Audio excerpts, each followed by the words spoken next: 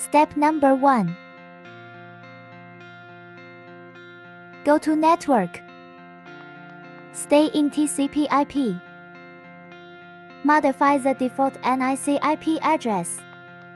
PS, it should be in the same network segment as your 4G router.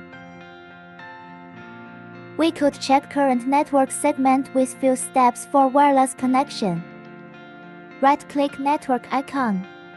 Open Network and Internet settings. Change adapter settings. Find your current wireless network. Right-click and go to Status. Go to Details.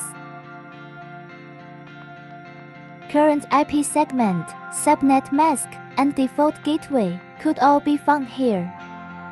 It is same for wired connection. Find your current wired network and proceed the same.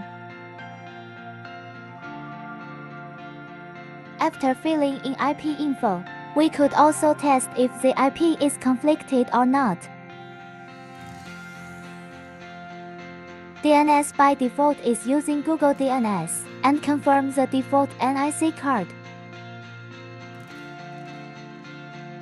Go to P2P. Enable P2P.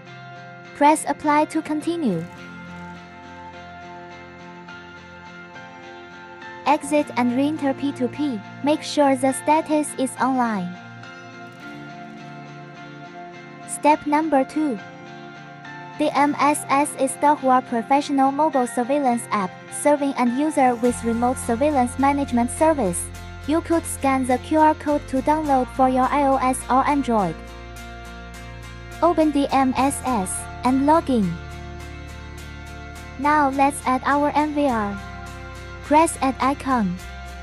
Go to SN Scan. Scan the QR code of NVR serial number. Select Add Device as NVR. Input device name for memo. Input NVR admin account password. Click Save to continue. At last, select device time zone. Go to homepage because we already added cameras.